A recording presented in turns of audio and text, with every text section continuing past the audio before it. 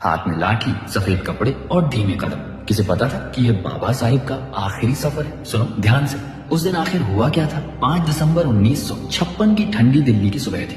बाबा साहेब उस दिन थोड़ा देर से जागे। चेहरे पर थकान, मन में बेचैनी थी। रत्तू उनसे अनुमति लेकर ऑफिस चले गए और घर में सिर्फ माई साहेब और डॉक्टर मावलंकर थे। दोपहर में दोनों कुछ सामान लेने बाजार चले गए और बाबा साहेब अकेले रह गए। वही अकेलापन जो उन्हें भीतर से चुभता था, पर वो कभी जाहिर नहीं होने देते थे। शाम 6 बजे जब रत्तू वापस लौटे, उन्होंने देखा कि बाबा साहेब की आंखों में एक अजीब सी उदासी और इंतजार की परत जमी है। जब माई साहेब थोड़ी देर से लौटी तो बाबा साहेब का मन भर आया। उनकी भावनाएं बाहर आ गई। कुछ सख्त शब्द निकल पड़े। ये गुस्सा नहीं था, ये उस महान व्यक्ति का दर्द था जो पूरी जिंदगी दूसरों के लिए लड़ता रहा, लेकिन अपनी थकान किसी से साझा नहीं कर पाता था।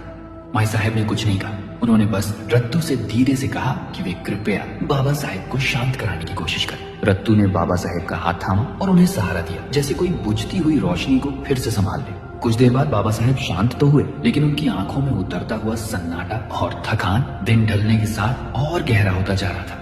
रात के 8 बजे जैन समाज का एक समूह उनसे मिलने आया। तबीयत ठीक नहीं थी, फिर भी बाबा साहेब ने कहा, बैठिए बात करते हैं। करीब 20 मिनट बातचीत चली। फिर वे बाथरूम गए और लौटते समय रत्तू के कंधे पर हाथ रखकर धीरे से सोफे पर बैठ गए। उनकी आंखें बंद थीं, सांसें भारी और चेहरा इतना शांत जैसे कोई योद्धा अपनी आखिरी लड़ाई लड़कर बिल्कुल थक चुका हो। जैन समाज के लोग चुपचाप उन्हें देखते रहे। उनके सामने वो महान व्यक्तित्व बैठा था जिसने करोड़ों लोगों को इंसान होने का अधिकार दिया, और आज वही अपने अंतिम सफर के बेहद करीब थे। उन्होंने जैन समाज से किताब और निमंत्रण स्वीकार किया और बहुत थकी हुई धीमी मुस्कान के साथ बस इतना कहा, तबीयत ने साथ दिया तो जरूर आऊंगा। और उसी रात जब दुनिया सो रही थी, बाबा साहेब चुपचाप अपनी आखिरी मंजिल की ओर बढ़ रहे थे, थके हुए, शांत और बेहद अकेले।